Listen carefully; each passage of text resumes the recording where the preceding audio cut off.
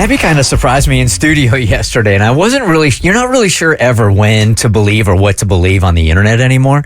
So was it, what were we cutting yesterday when you were telling us about Build-A-Bear doing bears now that are a little bit more PG-13, or actually a little bit higher rated than that? They're a little spicier than expected. So we were cutting Texting Tutor yesterday, and I can't remember how it came up, but I had just seen this article, and by article I mean something on my TikTok For You page, where Build-A-Bear was putting out these new bears that you can purchase called Build-A-Bear After Dark, and they have all these very salaciously themed bears. Like you can get a cougar who's wearing a crop top and a leopard trench coat. You can get a lion with a shirt that says Zaddy and he's holding a dirty martini.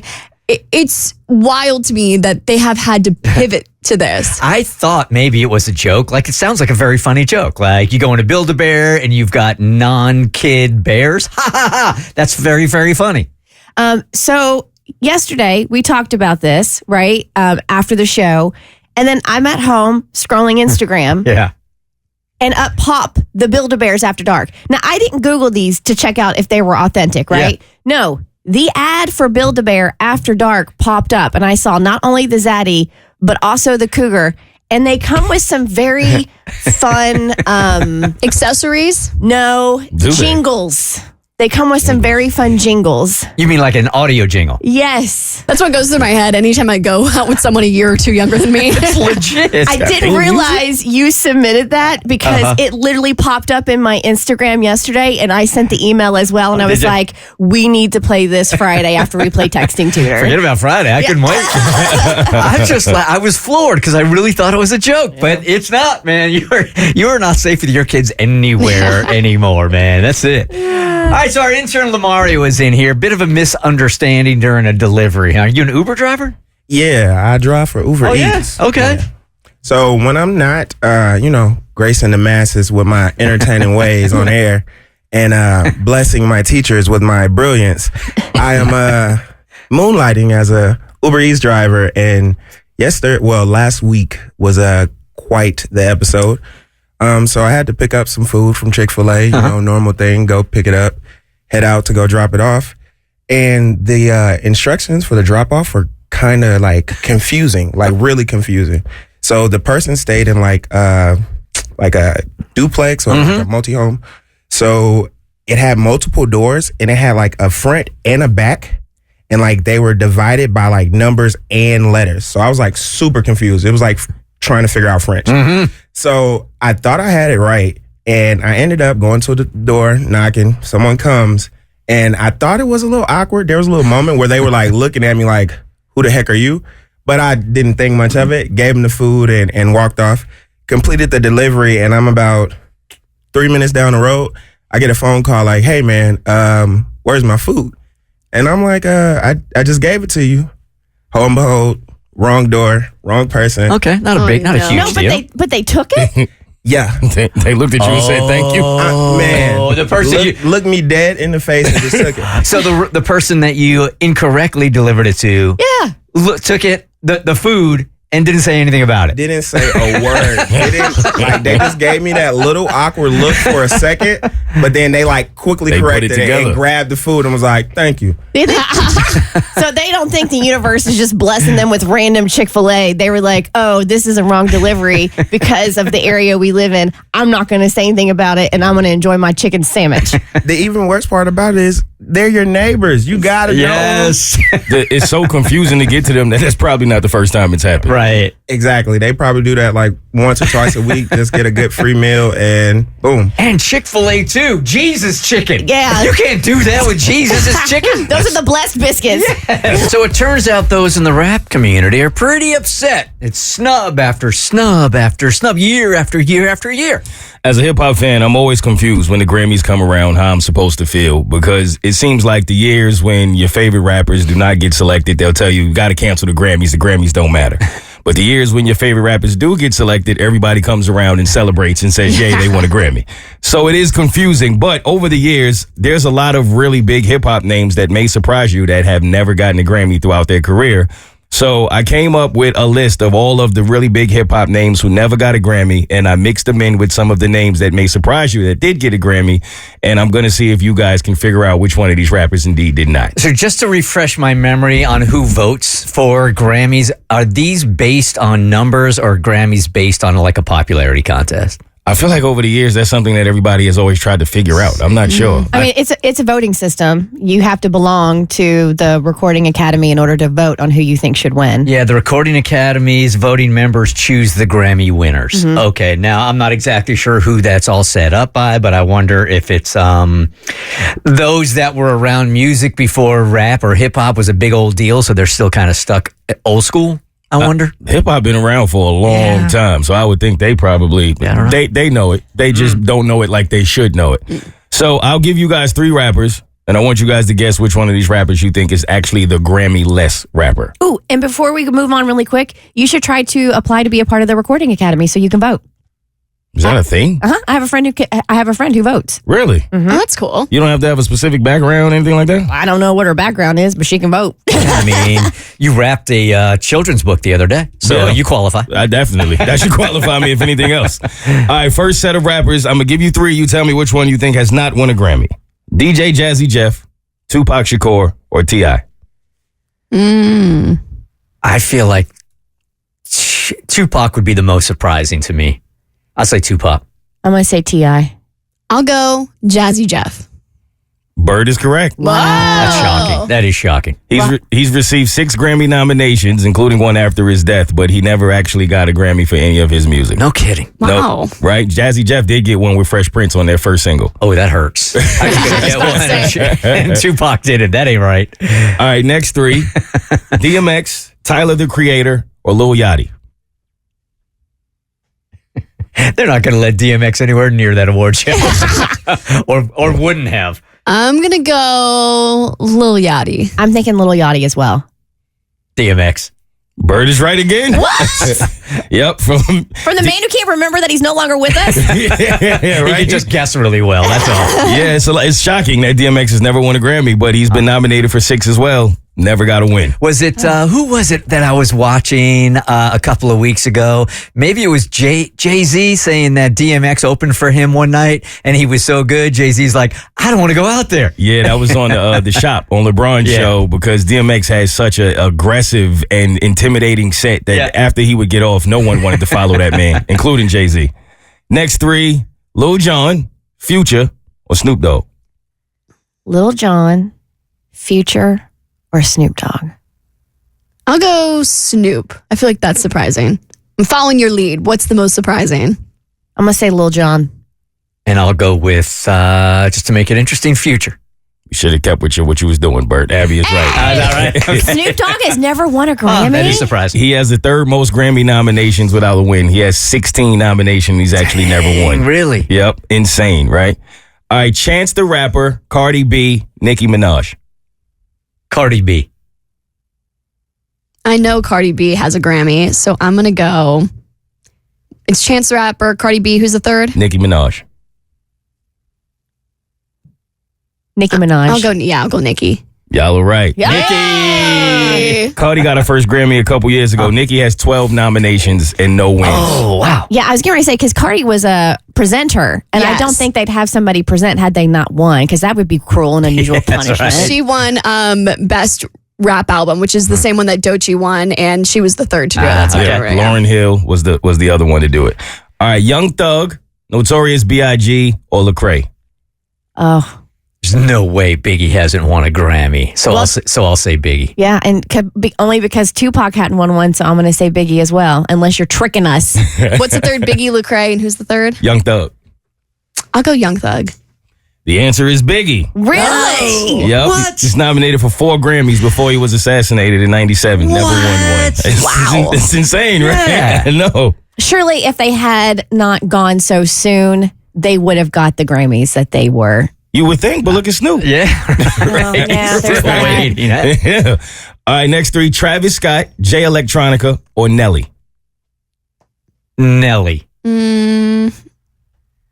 I'll be honest with you, I never even heard of Jay Electronica. I didn't think y'all would. Yeah, I haven't. And that's why I'm going to go J Electronica. Okay. What was our third option from Nelly, J Electronica, and Travis Scott. I'm going to say Travis Scott. Travis Scott is correct. Hey, look at her. Look at her. Jay Electronic, he's a lyricist, but he has won a Grammy, and Travis Scott has been nominated 10 times, never won. Wow. Okay, we got All right. time for one more. All right, one more. Mace, Ice Cube, or Coolio? It would seem ridiculous to me that Ice Cube has never had one, so I'll go with Ice Cube. I'm going to say Coolio. I'll go Ice Cube. This one is a bit of a trick question, but the correct answer is Ice Cube. He did get a Lifetime Achievement Award, but he never actually got a Grammy for his music. That makes no crazy. sense at all. Today Was a Good Day, never won a Grammy, and that's insane to me. And by the way, you can become a member of the Recording Academy. You go to their website and you see how to apply. You just have to have 2 music professionals submit letters of recommendation, and you could be a part of the Recording Academy and you can vote. I could change the world. I know you could. I'm on it. Do you know 2 music professionals? I know plenty of music professionals. The problem is getting 2 that'll vouch for me. That's fair enough. Not often that you get to tell somebody STFU and they thank you for it, but it happened to me yesterday. Right? So I have a friend that is in radio that has been uncomfortable in his situation for a very long time. And this is pretty common in radio, where you've got teams on the radio and they hate each other. They just hate each other. They come on the radio, they do their job, they get along really well, but they hate each other, right? Been there, done that. Yeah, everybody in radio, if you've done morning radio, it's hard. To have good chemistry on a show is really hard. And I've said this before about this job in particular. The best shows are the ones made up of people that normally wouldn't hang out with each other outside the studio, because you want a whole bunch of different perspectives, right? So when you are disagreeing with somebody so much, just because you're not trying to be disagreeable, it's just where you come from in life, and they have a completely different way of looking at life. There's just that friction all the time, and you have to remind yourself, hey, this is good radio, but you don't like each other, right? So I've got a friend that is in that situation, and he's been co-hosting a show now for years and years and years, and he hates his co-host, and he doesn't like the situation that he's in at this radio station. Did you say for years and years and years? Years and years and years. It took me a year to get out. Is that right? Yeah, but I was actively working to get out. I think a lot of people get in this situation where you just got the golden handcuffs on, man. I mean, the money is rolling in pretty good. Shouldn't be complaining about things because you think you got it really, really well. But the truth of the matter is, every day he goes in there, it's like, I got to see this guy again. I know there's going to be some kind of tension. Then I'm going to go to my boss, and my boss is going to say, hey, you guys need to work this out because it's good for the company and it's good for the show, right? So they do it, and his contract was up. And I have been sort of his advisor over the course of the last couple of months. So it is signing day for him yesterday, right? And he's like, do I want to sign up for this again for the next 3 years, or do I want to move on? And I'm like, dude, this is really, really simple. And I'm also sick of talking to you about it. Like, here it is. If he signs that contract, you have to make sure he knows he can't complain anymore about it. That's where I'm going. That's where the STFU comes in, man. I'm like, you've been complaining about it so much. Today is decision day. So if you are going to commit to these golden handcuffs, and you're going to come into that radio station every day with somebody you know already, you have a history with, that you don't like all that much, and it is adding stress to your mental health, you're not getting great sleep, you just don't like it for 5 hours a day. If you make the choice today that you are going to sign that contract knowing that this is just for money, then you have to STFU. Never bring it up again. You can't complain about it. Good for you. Yeah. And he said, thank you. You just thanked me for telling you to STFU. Wow. Yeah, I'm shocked that was his response. So I didn't talk to him later on in the day. I don't know if he signed it or not. I don't know. I don't know the answers. How can you come in with that story and not let us know? I don't even know the answer, man. That was like yesterday after the show. So I'll let you know tomorrow, but I don't know if he took it or not. Y'all just left the conversation at thank you. Yeah, because he had to sign the contract later on in the day or not sign it. So he's like, hey, thank you so much for the perspective. And I'm like, yeah, let me know what's going on. And he never hit me back. So to this day, right now, I don't know what happened. Are you sure that wasn't a sarcastic thank you? No. I think he was sincere. He's kind of a younger guy and appreciates that I'm kind of giving him the time on it because I've been doing this for a day or two. Yeah, so I think it's one of those things that you can either take it one of two ways. Either you take it as, you know what? Bert's right. Like, why am I putting up with this? I'm not going to sign. I'm going to try to find something else that actually makes me happy. Or it opens your eyes to like, am I going to continue to let this person bother me for the next 3 years? Or am I going to go in and do my job and find aspects of it that I enjoy and let him or her be however they are and just focus on what I'm doing and literally not let them affect me. Yeah, and I'm talking about, I mean, here we are talking about business, but I think this also applies in your relationships. You know, at some point, if you're really, really unhappy, most people aren't stuck. That drives me crazy. There are a few that really can't negotiate or get out of relationships or whatever, or it's just going to be very difficult. And those are two different things. But most people aren't stuck. But if you're going to choose to stay in that relationship, even though you know you're not happy, you haven't been happy for a year and a half, if you're going to make the decision today to stay, then STFU and see it out. I know. Or leave. I've had friends who have done this with boyfriends over and over and over again. And just when I think they're finally free of the handcuffs of their ugly boyfriends, they hard launch them again months later on the Instagram. And I don't get it. Just get out if you're unhappy. And then at some point, you just got to say, I don't want to talk about it anymore, man. I mean, you're just running this emotional relationship rat race. Get out. You can get out. It's tough being that friend sometimes because you want to give them a place to land. You know that they need it, but at some point you got to draw the line. Right. Like, listen, like you said, you're not stuck. So do something about it or shut up about it. This is like how I feel about people in Buffalo when I've been up there a couple of times. I go in there in the wintertime, nobody is happy. And I'm like, you're allowed to move. There are other cities. It's a free country. Get out of here. All right, today we call it Follow Up Thursday. You guys hit us up with emails and you're like, hey, Bert Show, you forgot to follow up with blank. And today it has to do with $10,000 that was earmarked for a wedding that ended up going to a motorcycle instead. So Amy's parents gifted their daughter and her fiance with $10,000 for their fall wedding. And this was money for her father he had been saving for years, and she's his only daughter. But instead of using the funds for a wedding as intended, they spent all of it on a new motorcycle for the fiance. The two planned to have a smaller, low-key wedding instead, but when they revealed this to her parents by showing them the motorcycle, her father was so hurt, he'd had to ask them to leave before he said something he'd regret while the mother stood shocked in the driveway. Last we heard, she was waiting on her parents to make contact, but Amy was considering selling the motorcycle to recover funds for her upcoming wedding. What did she do? Okay, here's the update. Hey, everyone. Remember me? Well, I've got an update that'll make you smile. After 3 days of excruciating silence and me stress eating my way through 2 pints of ice cream, my dad finally called. But instead of the lecture I was expecting, he started pouring his heart out. He mentioned that even though he was initially upset, my happiness is what's most important. But he did have one request. He wanted a motorcycle entrance at the wedding. He's funny. So we granted his request. The look on my now husband's face when I walked down our makeshift aisle was everything.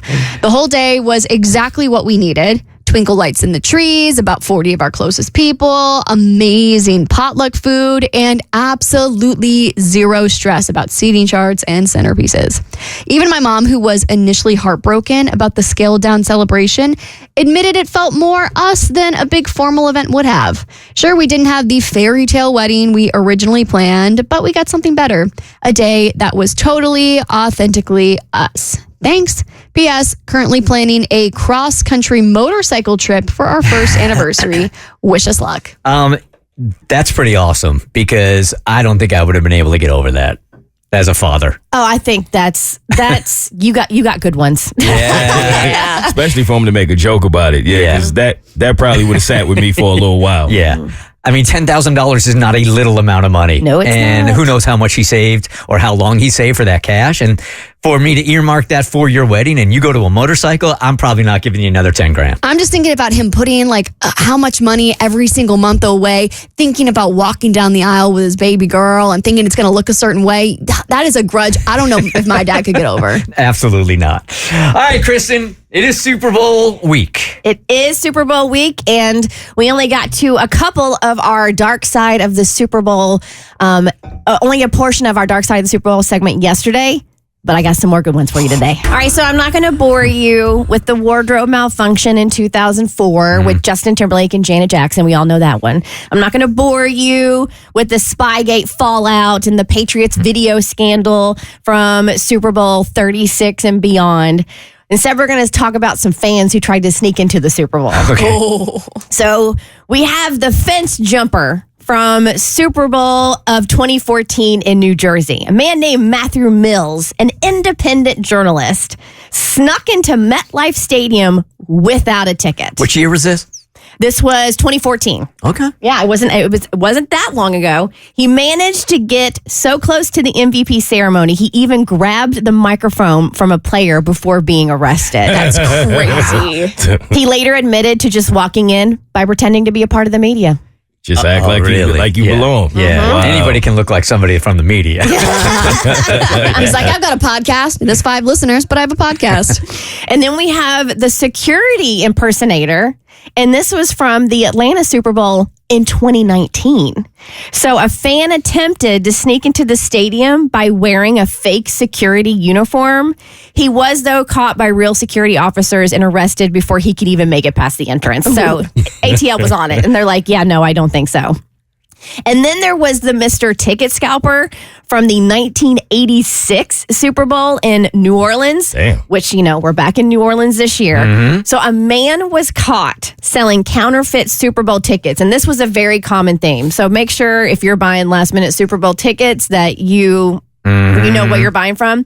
But he got busted selling counterfeit tickets. He tried to escape by jumping into the Mississippi River.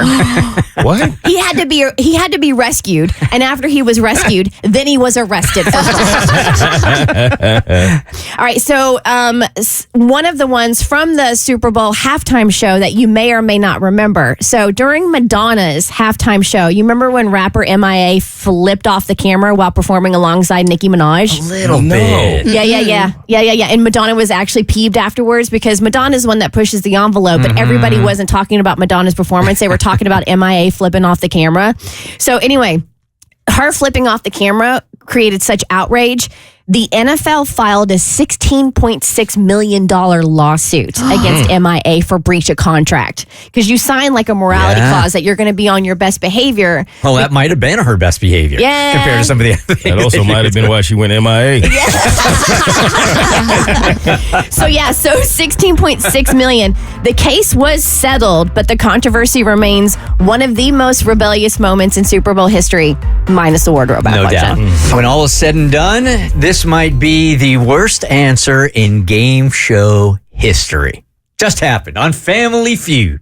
Name a U.S. state that is part of New England. Spain. Name a U.S. state that is part of New England. Spain.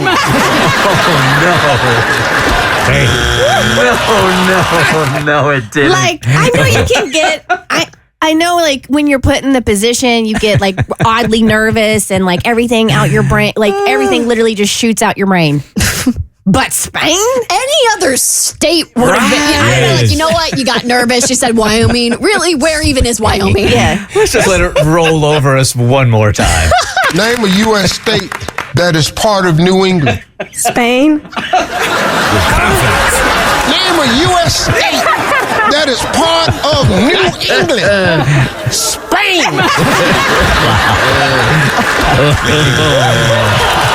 Oh, you can't ever get that back. You are not coming in the car with us on the way out. We are not driving you home, man. All right, Mo. So your sister's making a life change, and she's recruiting your girlfriend here. That's exactly what's happening. And I think I'm always the last to find out these things, and I was the last to find this out as well.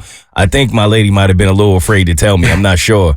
But so apparently my baby sister, who currently lives in the same home with my parents out in Colorado and always has, is at the point in her life where she's ready to move. She's ready to do her own thing. She's getting in her late 20s now, and it's time. It's been time for a while, but she saved up enough money and she's ready to go. Now, I was under the impression that she was going to D.C. That's what I thought she wanted to do for the last few months. Every time it came up, that's what I heard her say she wanted. But at some point, because she's so heavily into art, she found some jobs that she feel like would be right up her alley in New York City, where my whole family is from. The problem is none of my family, other than my grandmother, live in New York anymore. And that she pivoted, but she didn't tell me, and I don't even think she told my parents at the time, but this was what was on her mind. And I think because she likes to be independent, she felt like until I know that I have a way to make this happen, I'm not even going to like bring it up to the family, which I understand and I respect. So as I'm sitting there with my lady after my show, I had a show, my family came, my sister was there, we were all together. And she just kind of looks up at me and says, so I have something I think I should tell you. And I'm like, okay, what's up? And so they were in a car and they went to pick something up, but it was just the two of them. So I'm like, okay, I'll give them some time to bond. This is cool. My lady and my sister kicking it. This is what I've always wanted. I didn't realize that when that happened, that hour or whatever that was, she was going to come back and have this big thing with her and my sister. So she's like, well, we were in a car and your sister confided in me and said that she was thinking about moving to New York and she was trying to make it happen. And she started applying for jobs. And somehow, some way, at some point, it just kind of came out, well, if you want to come to New York, you can stay with me. Oh, that's a huge offer. Right. That's what I said. So I was like, you did what now? And she said, well, the way I was thinking about it is, I mean, she lives in New York, but she's here so often that the place is really, it's empty most of the time. And even when she is there, she's constantly going back to see her mom and see her family. So she's like, sometimes I really feel like I'm paying this rent for nothing. Like it's a waste, but she doesn't want to get rid of it. She owns it, so forth. So she's like, I was thinking of a way to kind of keep my place, but it still makes sense. And when your sister was telling me, I got everything I need but a place to stay, it just felt right. You know, and my lady being there, she's never felt lonely before. Like we got into a relationship, but now she hates it. Like now she completely, I mean, her mood changes. She's just not the same person when she has to go back. And I can feel it. And I always wish she had someone there that it would make it a little easier for her. And it could be my sister because they have really just hit it off. Like they got along from the moment it all started happening. So I think she thought I was going to be a little reserved about it, but I wasn't. I didn't have a problem with it at all. I was like, if y'all are cool with it, don't matter to me. And if it helps out my sister, then why not? So then I started thinking, like, should there be a reason for me to feel away? Like a separation of church and state? Right. Well, it can either go really right or it can either go really wrong. Well, I knew when I brought it here, there was some cons would come up. Yeah, because I mean, it's one thing to be, and I love that your lady and your sister get along so well. It's another thing to be friends. It's another thing to live with somebody. Of course. And and I'm assuming if this is a place in New York, it's not like spacious because everybody's basically on top of each other in New York City. So I'm assuming the square footage is on the smaller side. It's a decent size. I mean, it's a condo, so it's not a super small apartment. Okay. It's not a big house either. It's like right in the middle. Gotcha. I do think that as a safety net, before this even happens, I think you have to establish that you're not the middleman. If there is tension between the two of them, that you're not going to be the middleman in the whole thing. So that was my thing, and that's what I told her. I'm like, the only thing that I have concerns about is y'all. Like, I don't have any concerns at all. I don't think it's going to affect me at all unless they make me the middleman. But I do have that worry of like y'all living together, and she's like, I'm never going to be there. And I'm like, still in the back of my mind, I just know when people move in together, like you said, it's tough. Well, you know these two people the best, right? You know your lady, you know your sister, and you know their personalities. You know if they're clean freaks or if they're messy. Like when you compare the two of them, do you foresee any problems with the two of them living together? The only thing I could somewhat see being a problem is, my sister, she could be a little messy. And my lady is very clean, very neat. Okay. And you think that's an easy fix, but it's not. Maybe it should have been off limits, totally. She started to have feelings for her crush, but accidentally, this crush happened to be the ex-boyfriend of one of her good friends. Uh-oh. Yeah, so not good. To clarify, she's always had a crush on this guy. Even before she dated one of her friends, she just never acted on it.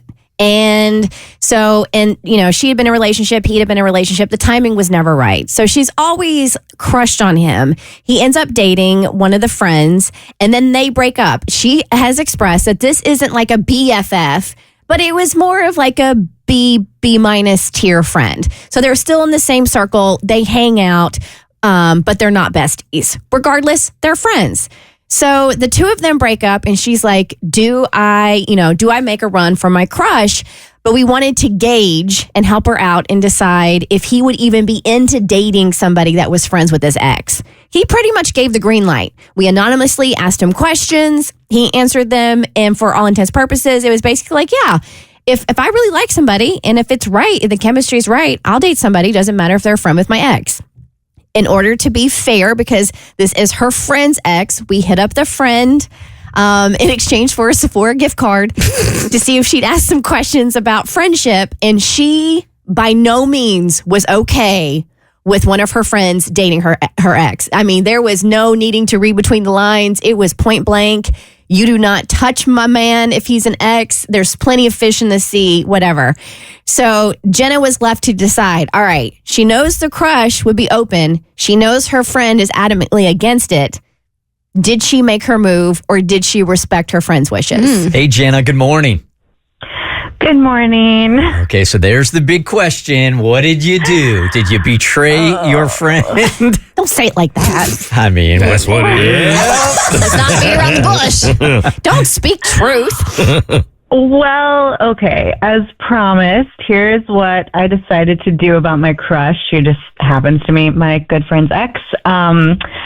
Well, I went for it. I told him how I felt. I know. And let's just say it did not go how I had hoped it would go.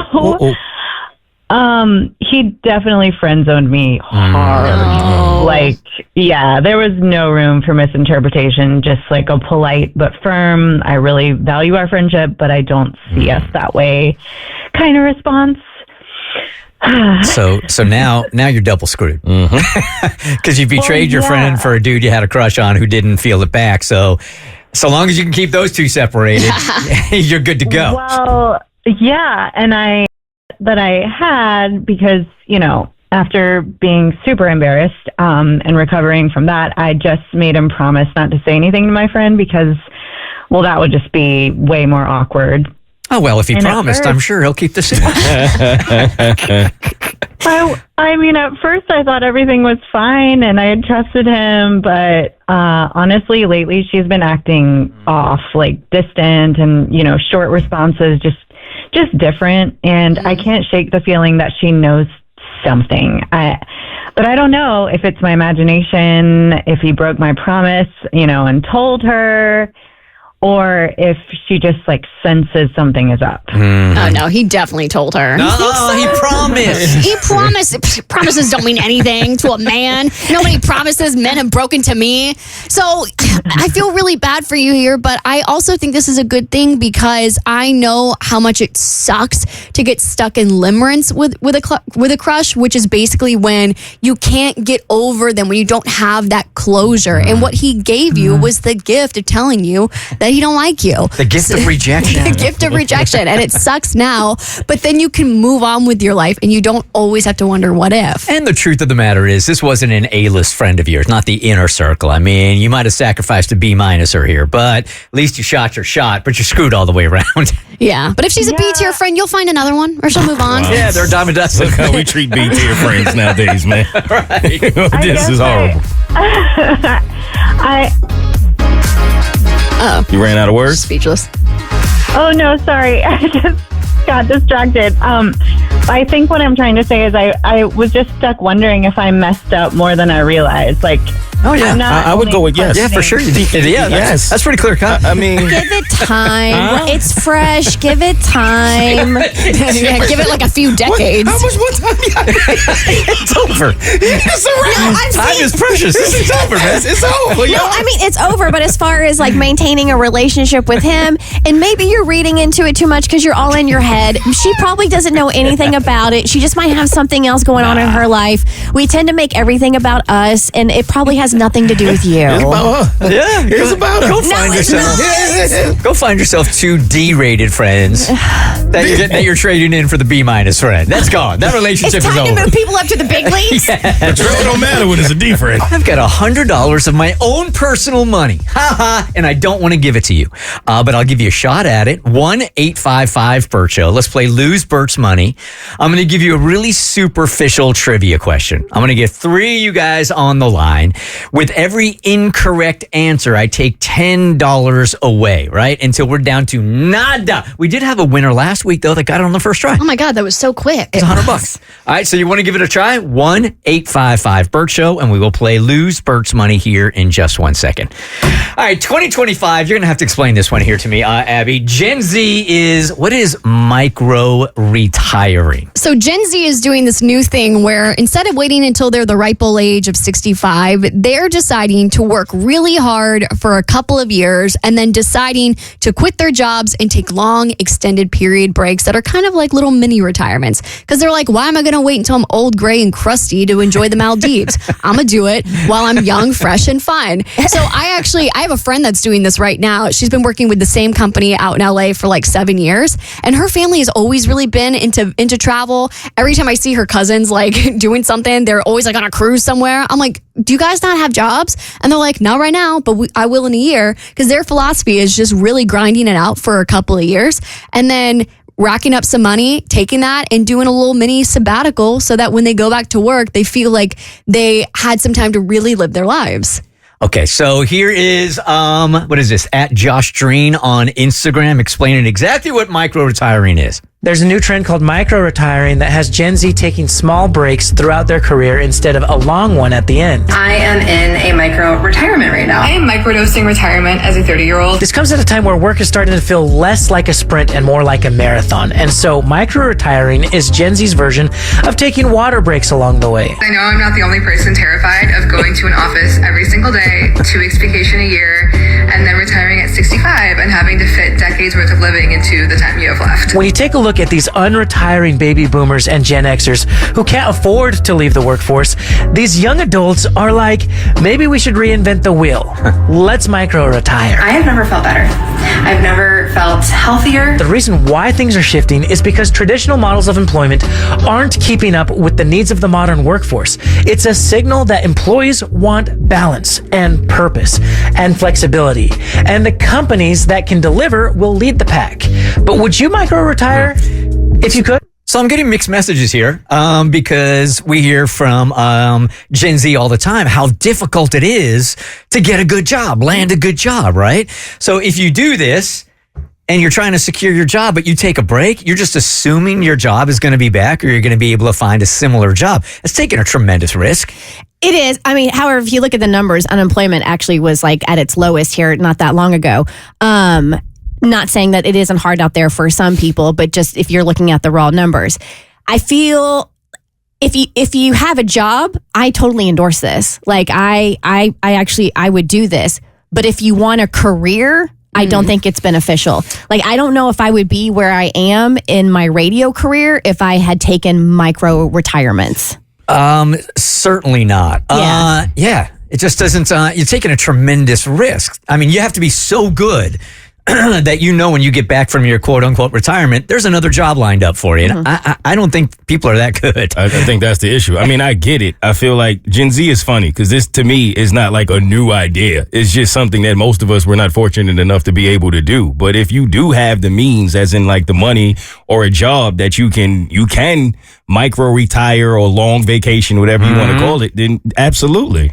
I just am picturing Gen Z trying to explain that to an employer in the job interview. They're like, what's this 6-month gap in your resume? Right. And then them having their little Starbucks and being like, well, I was just micro-retiring. I was in the Maldives. I have my boyfriend, Jason. I just don't think that's going to go over well when you try to get a new job. Not saying that people wouldn't be receptive to it. My anxiety personally could never. Well, and also as a manager that's doing the hiring, I'm going to be like, so if you did that to your last 3 employers, why would you not do it here? As Bert of the Bert Show and doing the hiring and being the final filter, you are about to hire somebody and then you found out that they micro-retired. Yeah. Are you is that person going to be desirable? No, that's the end of the interview. Yeah. So this is a bad time to say I'm not renewing my contract. I'm micro-retiring. Yeah. I end up macro-retiring. All right, who wants to play Lose Bert's Money? All right, here is your question. All right, I'm lining up 3 people right now to answer this question. Men are much more likely to share this with their partners than women are with theirs. Okay? STDs. Maybe so. Yo. All right. Good morning, Tina. Good morning. Good morning. Where are you calling us from, Tina? Newton, Georgia. All right. Appreciate you listening. You got the first crack at $100. With every incorrect answer, I take $10 away. Men are much more likely to share this with their partners than women are with theirs. Oh, gosh.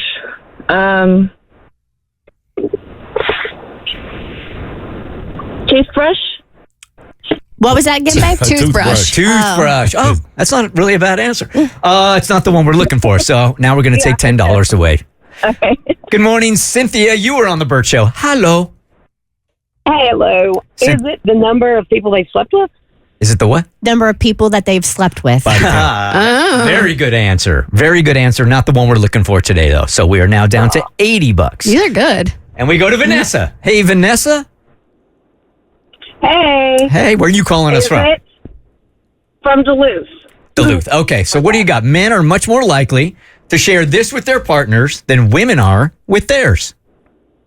Well, I know this is true in my relationship. Is it their food? Yes. Is it their food? No. It's not?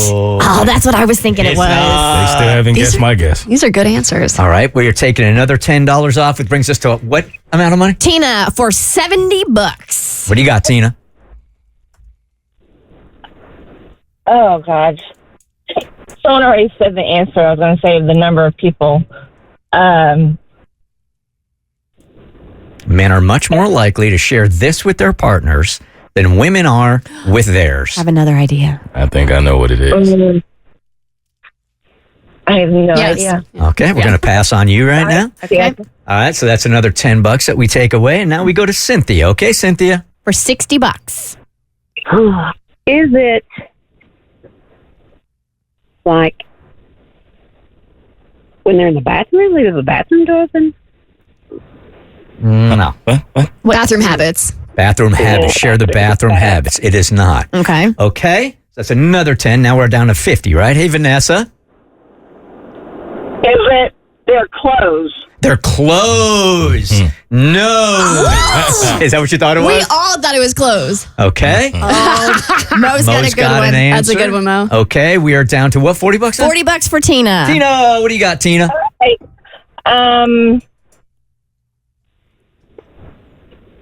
Achievement or success at work? Oh. Okay. All right. Achievements or success at work? Nope. That's not it. Yeah, men never share that. Taking $10 away from that. And who we are now? We are down to Cynthia for $30. Oh. I'm afraid this answer is going to be anticlimactic compared to the ones that you guys have done. Yeah, Really? I think Mo's got it. I feel like that got to be it. Is it? I don't know. Is it their fears? Their fears. Oh, that's not a bad answer. Men are more likely to share their fears with their partners than women are with theirs. Good guess. Not the one we're looking for. All right, Vanessa, $20. Their car. Car. Sweet. But not the right answer. Okay, this is it for $10. I don't know how you're going to spend it all in one place, Tina. I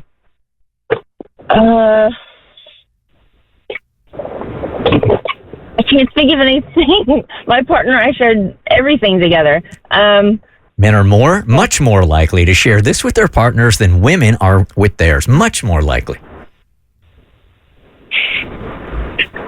I'm out of blank. Okay. Zero. Nothing.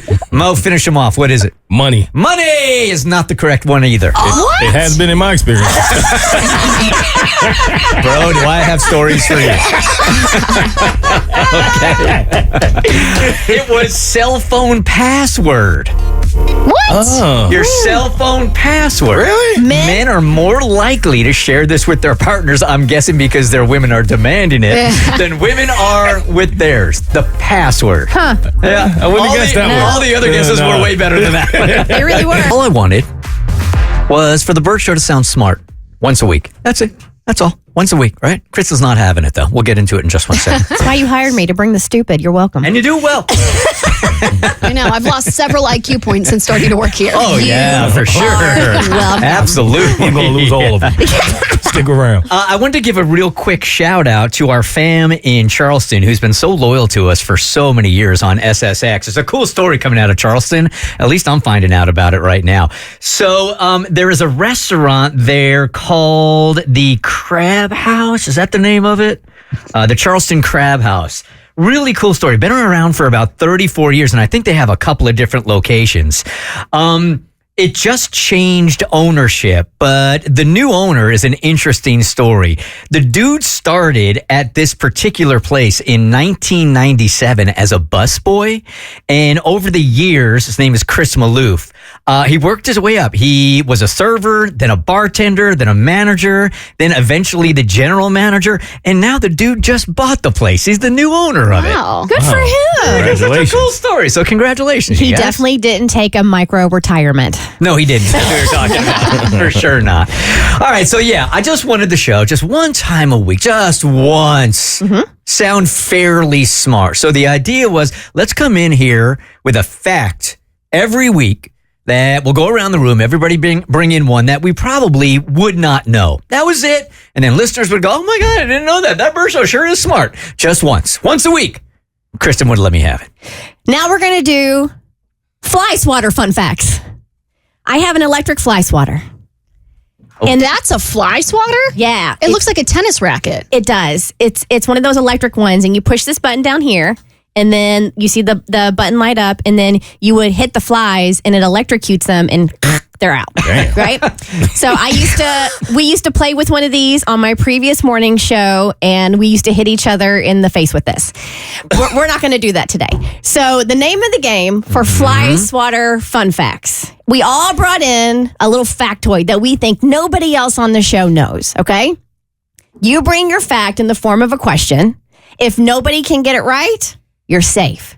But if somebody knows the answer, you get shocked. Okay. And the person that answers it is the one that gets to shock you. All right. So how high voltage is this thing that we're talking about here? We electrocuted Tommy earlier. Well, let me look it up. It makes a loud zapping noise. It sounds like, you know those things you hang outside with the blue light and the bugs flying through? Yeah. That's what it sounds like. Okay. Ooh.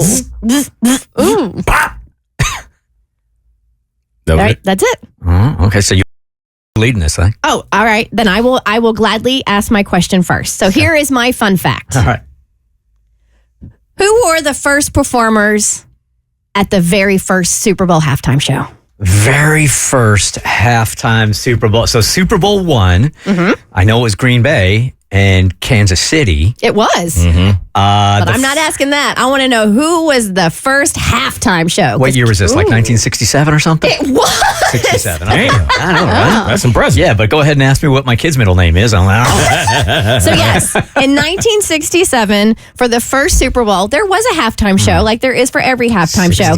But it wasn't until Michael Jackson in 1993 when they really like started big with the Super Bowl halftime shows. Like he set the mark as far as like just over the top halftime shows. So who was the first halftime show in 1967? I don't think it's going to be a major one, or this whole trend would have started in 1967. So it's going to be like some kind of 1960s, like. I feel like back then one of the players probably came out. Did a little stand-up set. I don't know, man, like the Spinners or the Coasters or something. Nope, that's not it.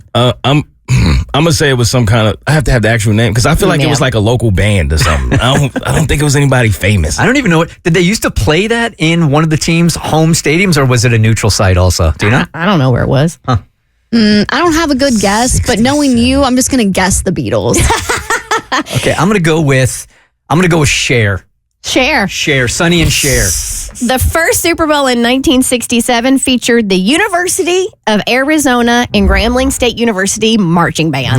Yes. Who could forget them? How could we not guess it? I didn't get shocked. All right, Mo, your Okay, fun fact. All right. So astronauts, according to astronauts, space smells like a combination of these two things. And it's caused by dying stars. What are they? Sulfur and He gave you kind of a dang. sulfur and It smells like two things. Paprika. I'm white. I don't know what that smells like. I'm gonna go with mayonnaise. No, I know it's in my spice cabinet, but I've never used it. Paprika. sulfur and I want to say like rotting eggs or something. So stars are balls of gas. Mm-hmm. So I'm going to say gas and sulfur. That is wrong. Okay. Y'all done guessing? No. I'm gonna go sulfur and I almost Chanel feel number like I 5. could give y'all a hint. Chanel number 5. No, the correct answer is diesel fuel and barbecue. Really? Interesting. Barbecue. Barbecue, yeah. Burning, like dying stars smell like barbecue? Smell like barbecue. That's what they all say. Okay. All right. All right. In the attempt to sound smart, we certainly don't. Yep. All right. Do you know what fluid the ancient Romans would use as mouthwash? Cat's pee. Nope. The ancient Romans would use as mouthwash. Mm-hmm.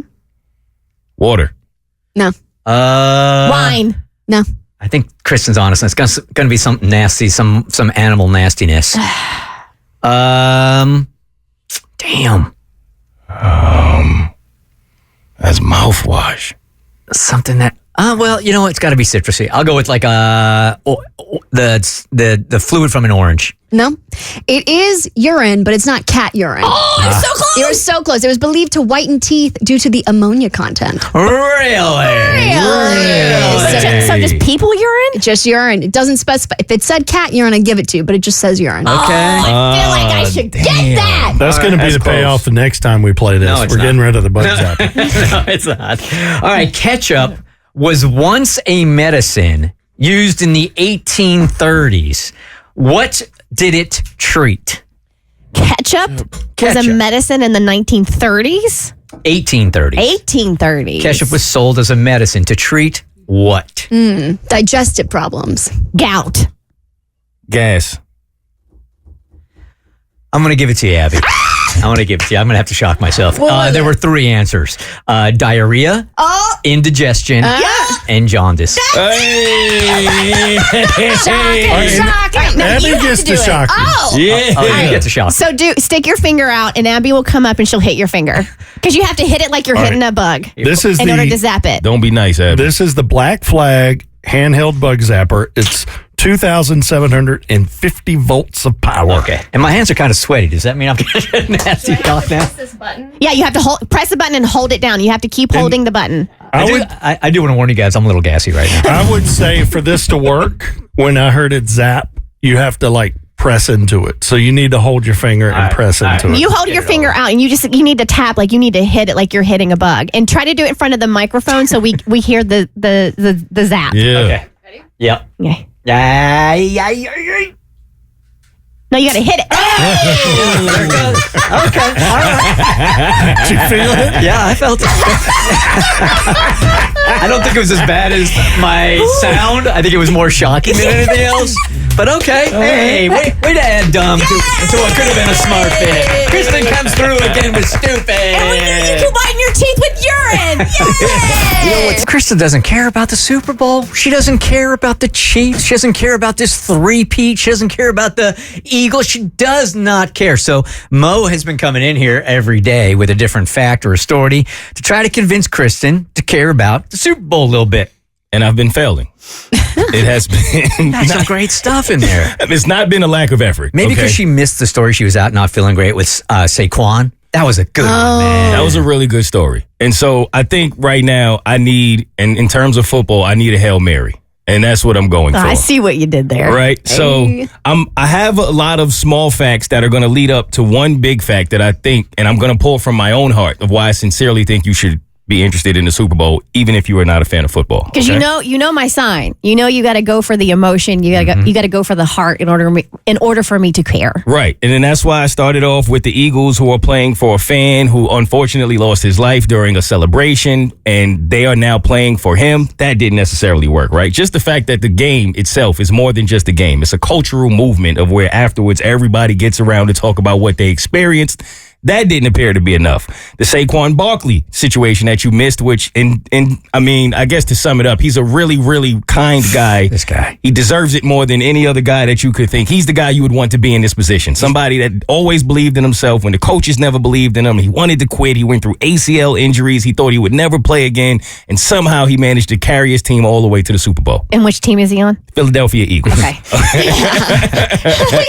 This is a guy that in one of the last playoff games, in the end of the game, broke through the defense and had nobody between him and the end zone, but the game was ending. So rather than get 6 points and a touchdown for himself, he took a knee before he got into the end zone just to be a good sport. Aw. Yeah. The kind of guy that when he was in college, there was a race and he won the race, but it was off of a technicality. And it was actually a woman who should have won. And then they made them race again. And he won the second time, but he still gave her the medal because he felt like she was deserving of it. Such a good dude. I told Abby the other day also that he could have been the single season rushing record holder this year. But in his last game, rather than go for the record, because the Eagles were already in the playoffs, he don't want to risk injury or anything, or the potential of a Super Bowl, he just told the coach, I'm going to sit it out. That's the kind of guy Saquon Barkley is. That's a reason you should want to root for him.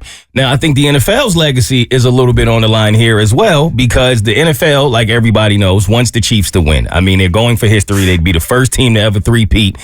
I think a lot of people believe the NFL wants the Chiefs to get it done. So Tom Brady said something really interesting yesterday, because there's so much hate. Like, I'm so over the Chiefs already. Chiefs. Tom Brady's like, in the United States, why do we fight against greatness? Like, that would be the greatest team in NFL history to win back to back to back. Yet we fight against it so much, and that would be fantastic. Mm-hmm. I think for some, it's not fighting against greatness, but it's rooting for the underdog. There's something the Eagles are a hard underdog to root for because the City sucks so bad. Have you seen Jalen Hurts shirtless? He is not an underdog.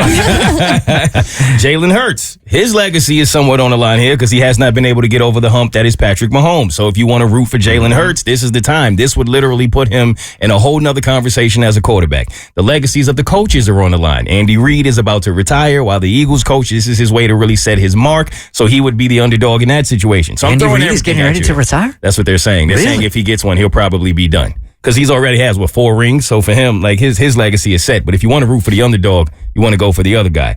Tom Brady. A lot of people don't know that he has a part to do with this, but this is his first Super Bowl game that he's calling. That's not helping me watch the game. I'm getting there. I'm trying to give you a little bit of everything here. Let me cook, okay? Cook. Now, this is going to seem like low-hanging fruit at first. Okay. But I really do believe if you are not a football fan, even if you are not a hip-hop fan, this year, more than any other year in recent times, the halftime show is one that is a reason in its own to watch this game. I'm going to tell y'all why. Everybody knows Kendrick Lamar is performing, right? Mm-hmm. Kendrick Lamar and Drake have had this beef. We all know that. What we don't know is what Kendrick is going to do.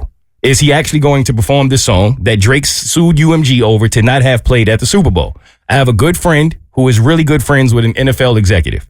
So he asked him, can Kendrick do whatever he wants to do, or will the NFL stop it? This is where it gets a little good. He said, as the NFL can't do anything about Kendrick Lamar's performance. I didn't know this. They don't have a say in it. They can offer advice for what you should and shouldn't do, but at the end of the day, they can't stop him. They asked Snoop Dogg, apparently, to not crip walk at halftime when he was up there, and he crip walked anyway. And the NFL exec said, you know what, at the end of the day, no one died. They didn't beef over it. They didn't have a complaint. Kendrick Lamar is so petty, and he hates Drake so much that even when he went to accept his 5 Grammys, he did it in a Canadian cut tuxedo. Oh, that's right. Just to get back and throw extra shots at Drake. And is that like denim on the bottom, denim on top? Yes. Okay. So it's like, this is how far the hate runs for Drake from Kendrick's side. And Kendrick now has this opportunity in front of the entire world to do whatever he wants, to take shots at Drake and Drake's camp. And if Kendrick goes up there and he actually is the Kendrick that we know Kendrick to be, this man is going to try to end Drake's career. I fully believe it. Like, he is not going to go out there and be scared. He's not going to go out there and half step. He is really going to go out there and try to ruin it all and end it all for Drake and Drake fans. But isn't that making the Super Bowl halftime show about Drake and not himself? Yes, but that's the thing. it's two things can be true because Kendrick, the height of Kendrick's career has technically happened because of the Drake drama and him taking shots at Drake. Can it get to a point where it's just like too much? Like the fight is over, you know, like every now and then when I'm watching a UFC fight and a dude is obviously laid out and he's knocked out and the fighter still goes over to him and puts an elbow in his face and another couple of punches in his face. The dude's out. Can there be some backlash here for Kendrick Lamar? Like, it's just too much. It's like running up the scoreboard. Yeah, it's like it's over. You could, but I think Drake has been on top for so long that it goes back to what you just said about greatness. People don't not like to see greatness. They don't like to see people on top for so long, and they love to see the change of the guard, and that's what we're witnessing. And I think this will be the end. Like, this will be the finale. This is everything that we've waited for in this beef to see how Kendrick is going to put a bow on it. We all know he won. We know the beef is over, but what is he going to do with free reign in front of the entire world to try to end Drake's career? I think that alone, if you just like drama, you don't even have to like hip hop or sports, but the anticipation of what Kendrick is going to do might actually be more than the anticipation of who's going to win the Super Bowl. Is there a world? Is there even a possibility? I know where you're going. No chance. That Kendrick would bring Drake out to perform with him? Absolutely. There's no way. This is not fake hate. He hates that man. Yeah. He absolutely hates Drake. He hates what Drake represents. He hates that people love him so much. So I think Kendrick is going to do something that we'll always remember. Do you think, because there's been a lot of controversy and lawsuits even over the A minor line, that he takes that out? That's what everybody wants to know. I personally don't think Kendrick's going to hold back at all. I think he's not only going to use that line, I think it's going to be the biggest part of his halftime performance. Is he getting you close? Is he getting you close? To be fair, you have inched me closer. Okay. We have movement. Football is a game of inches. We have movement. Logan Ury from the audio off of Real Love Ready on Instagram posed a fascinating question that could honestly define your relationship.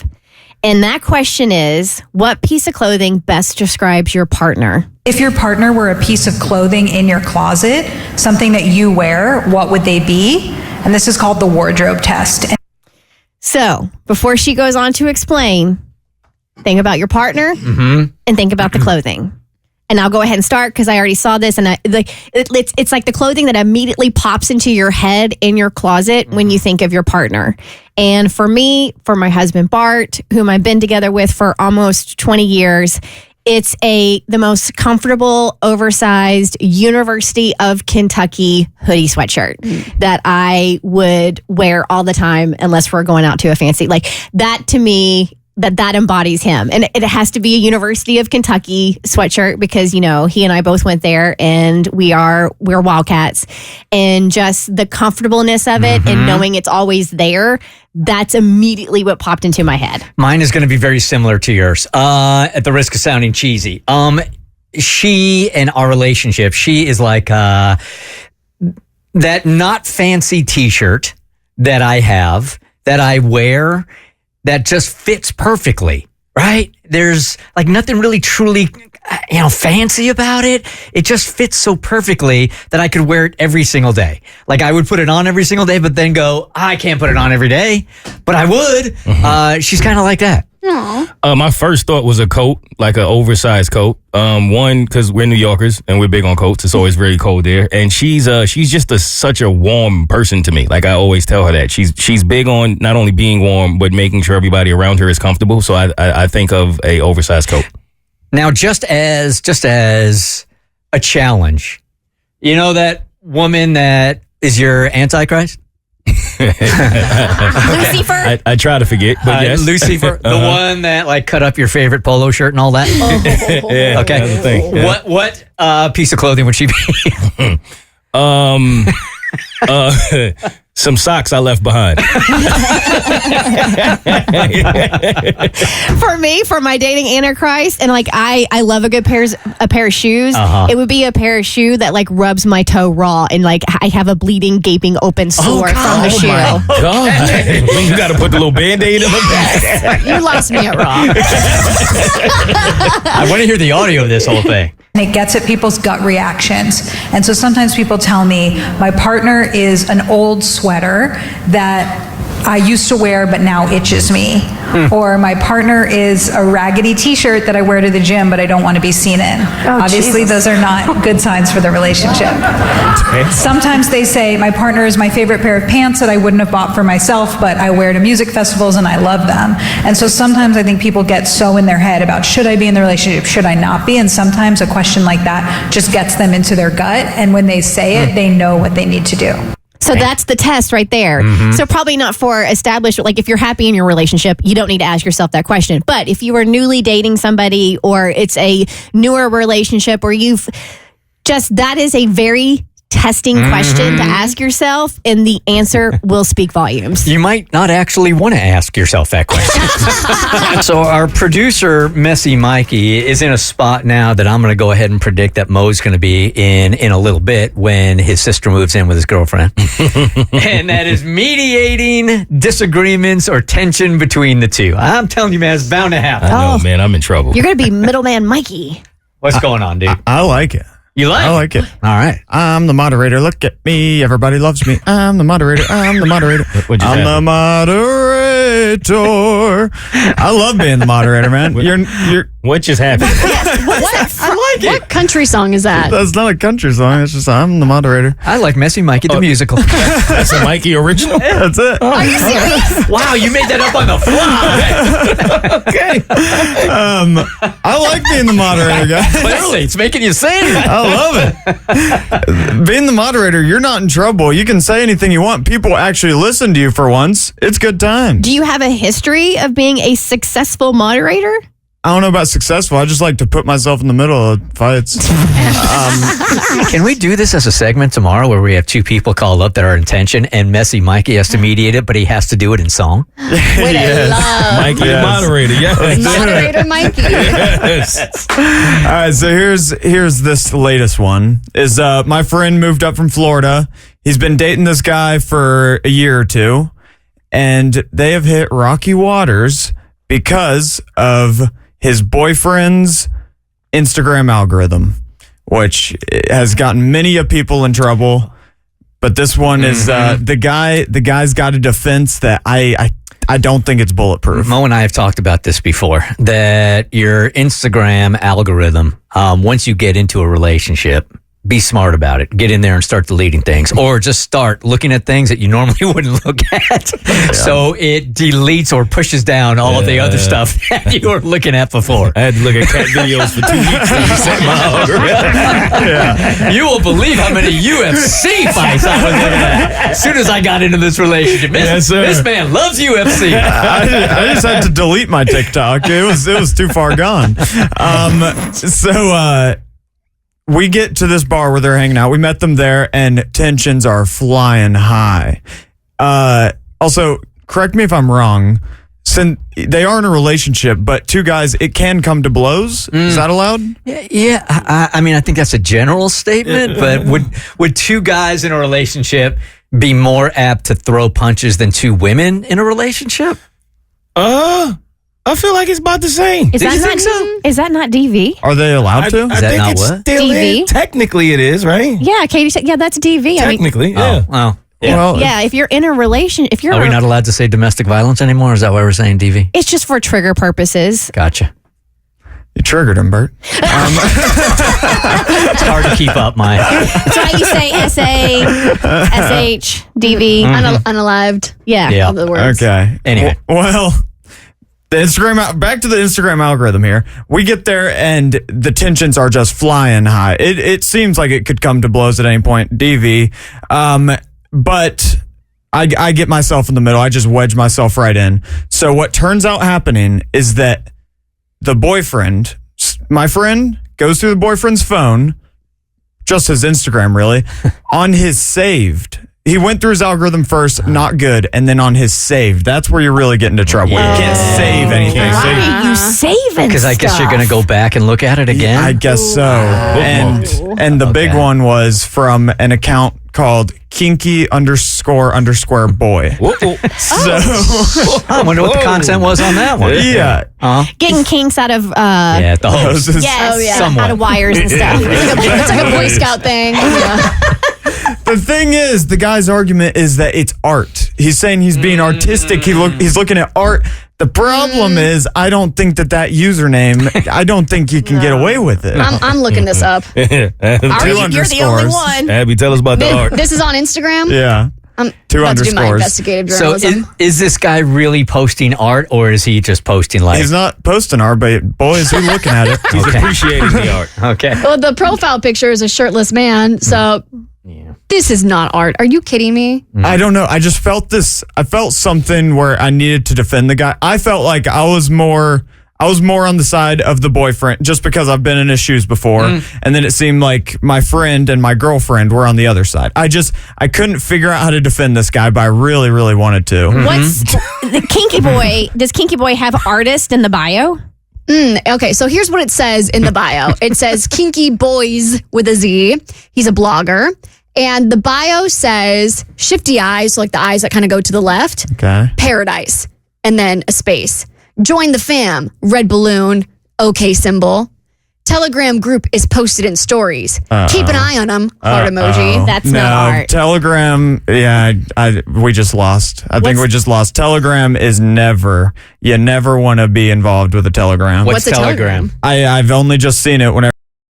The naughty stuff? Yeah, Telegram. I don't even know what they got on there, but it's Telegram red flag. There was a whole bunch of hieroglyphics there you just rattled off that I didn't get. What's the red balloon one? What does that mean? Red balloon and then the okay with the 3-finger symbol. I don't know what the balloon means. I'm afraid to ask. I'm afraid to ask. Well, it depends what 3 fingers it is. I think we're all on the friend side who is not saving those type of Instagram profiles. Yeah, so before you were defending them, I think you can circle back and you go, you know what, you guys, I've just decided that I don't want to be stuck in the middle of this because now you know your position is going to have to change. I just lost. Okay. So do we still want to put Messy Mikey moderator on the schedule for tomorrow? Yeah, but you have to sing. Okay. You're advising. I'll sing it. Okay, great. Yeah, for sure. Okay. All right, we'll do it tomorrow. I have seen an uptick of aggression and hate towards one type of man over the last couple of weeks that only Abby and Kristen can explain. And it's the hate that is being directed at men that are joining women for yoga and Pilates. What is going on and why the hate? This has been all over my For You page because there's been a couple of articles that are coming out where people have done like think pieces on why men shouldn't do Pilates. And as a Pilates popper myself, I will say anytime that a man walks in, I'm just like, why would a man be here? Why are you here? But then I kind of think... You feel like that when you go anywhere? I know, I'm walking into the Bert show. I'm like, why is a man here? Bert, the man in a studio. And, you know, when they walk in, it kind of does change the vibe a little bit because Pilates is like a very feminine environment. It's a very cute studio. Everyone's in their little socks. We're all going to do our mermaid crunches. We're in our little tiny fits. And so when a man walks in, it shifts the vibe a little bit. They're usually being dragged by their girlfriend. But this toxic femininity is appalling. Okay, I would like to come to the defense of men, though, because I will say there is nothing that motivates me more in the middle of a painful carriage kick than when I look over to my right and I see Jason quivering and shaking in his little crew socks. It's so funny. I need you guys to paint a picture because I've actually never been in a Pilates studio before. I know what it is in theory. I've seen it online. It's mostly like bands and stuff like that, but it looks very, very exhausting, right? I don't know. I've never done Pilates. So I technically do something called Legree, which I say Pilates because it's basically Pilates, but it's harder and it's different. So when you go into the studio that I go into, shout out Stellar Bodies on Roswell Road, there's a bunch of like medieval torture machines that look like these... I'm trying to figure out they're like a contraption. It's like a long bed-like thing and it has a carriage that moves. And the point of the whole reformer is it's all resistance training. So you move the carriage and it's resistant, or you have bands and it's resistant. So it's all meant to strengthen you through resistance training. I think it's using a lot of what a lot of gym people call time under tension. The more time that you can keep your muscles under tension, the better the workout. So it's not necessarily about the amount of weight. It's just keeping your muscles always under tension, right? Do I have that right? You have that right. Okay. All right, so I've been doing hot yoga on and off for over a decade. I have never once thought twice about a dude being in the class. The yoga studio I go to now, there's always at least 3 or 4 guys in the class, and it doesn't change the vibe of anything. Like, I don't understand this at all, if I'm being perfectly honest. I saw one woman complaining that guys are in there grunting during the yoga classes because they can't quite get in to the position, so they're making these noises that are taking them out of their meditative state. And maybe that is for her class, but I will tell you, like right now, I go 2 to 3 times a week regularly. This is a non-issue at our studio, Yonder Yoga. I definitely think it's a difference between yoga and Pilates because it's like a specific type of man that is good at yoga and chooses to go to yoga, where typically a lot of the guys that come into Pilates are usually being dragged by their girlfriends, or they're there with the intention of picking up chicks, so it shifts the vibe a little bit, which I kind of get. Into their point, the people who don't really like seeing a lot of men in Pilates classes, that was a huge benefit. Like, I loved showing up to the classes and not feeling self-conscious about what I was wearing, because I'm like, I'm just surrounded by girls, so if I hang out a little bit, it's fine. You feel like you can wear a cute little fit. You're not worried about, Sean from accounting ogling you. So there's a little bit of that as well. Okay, that I does feel make bad some for the sense. dude, seriously. Yeah, it's not easy being a guy. Yeah. It's about time we start having this conversation. Finally, Wait, man. They can't go to a yoga class, man. Can't do nothing. Finally, we've broken through this low ceiling. Listen, I'm going to look your way when you walk in, but the moment I see you quivering and shaking, just know I'm making fun of you in my head. Is it mostly guys that are in there, like big buff guys that are just trying something new, or is it who's showing up? There's a funny dichotomy I have in my head. I'm like, is this a gay guy? Is this a man being dragged by his girlfriend? Or is this a dude here to pick up chicks? Because it's one of the 3. So it can't be just a guy that wants to try something different in his routine? No, man. It's intimidating. Like, you're walking into a room of 25 fit women training for war. Like, they're really intimidating girls. So I do think for a guy to show up by himself, it is... I do wonder, what is the type of guy to do that? It must be totally different for Pilates then, because that is not what you're getting. No, not at all. Because these dudes come in and they're regulars. Like they do this on the regular. Like, you can tell they're legit yogis. I've told you guys every time I've ever gone to a yoga class, the instructor has said to me on the way out, maybe you should just take a basic stretching class first. I'm so tight. So you're the one they're talking I'm about. probably making the noise, or my pose doesn't look anything like everybody else's pose. All right, today is Follow-Up Thursday. This is the day we reserve to follow up on stories that we have left sort of kind of dangling there. Yeah, so this story is all about Jess and her husband. They've been married for 18 years, and they started, wink, wink, piano playing with others 5 years ago to spice up their relationship. They had some rules. They always did a group activity with a woman as the third, and there were no solo interactions or individual texting with the third person in their relationship. So their regular third was a younger, attractive woman, and Jess noticed that her husband was paying more attention to her and even texting outside of the group chat. So she wanted our help testing her husband with our War of the Roses. Jess's husband failed the test and had flowers sent to their third with a message that read, "These flowers are almost as lovely as you." Last we heard, Jess had planned on confronting the other woman. So did she do it or not? Your update reads, "Hi, Bert Show. I want to thank you again for helping me. I contacted our third, Brittany, and asked her to lunch. She accepted immediately. It felt like she had been expecting to hear from me. When I arrived at lunch, she was surprised that it was just me. She clearly assumed that my husband would be joining us. I didn't tell her that I had reached out to a morning show. I only asked her if she felt my husband had crossed any lines in the relationship we had all agreed to. She was confused and quickly started to share everything with me. She told me that she and my husband had been texting back and forth pretty regularly. He had been talking about making her more than just our bedroom friend. I guess he was basically asking her to be our girlfriend. He also lied to her and told her that I was fully on board and said we would be sitting down to have a serious conversation about it.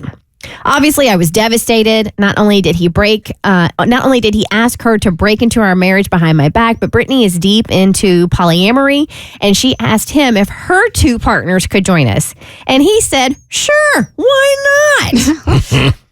That's a lot of people. This was not the man I married. This was not what I signed up for. I was not interested in polyamory inception or being a part of my husband's harem.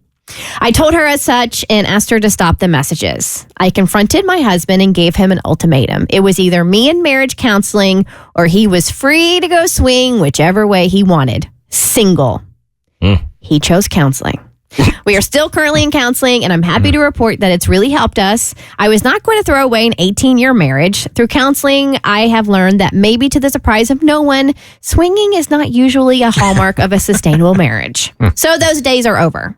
Things aren't always perfect between us, but what marriage is. Thanks again for everything. It's the old Chris Rock saying, man, women can't go back financially. Men can't go back sexually. Once you give them a little taste of that, they're not going anything regular. They always seem to mess it up, too. The more stories we read like this, the more that statement starts to make more sense to me. It's true, right? True. I think, it's interesting. I wonder if you lined up 100 people that have tried this situation. And this is just my guess, is that only 10 to 20% can continue this kind of lifestyle, and it's just too much for others. My thought was about 20%. It just always seems to be the gateway to more. Like, you would think if a guy's in this position, he would be fine. He's like, this is cool. But it's always like, I get a little bit and I got to go get a little bit more, and you end up back here. I know. And I feel like 20% is kind of generous just because more people means more complications. Some people like complicated. Some people can handle it. I like vanilla. The Bert Show.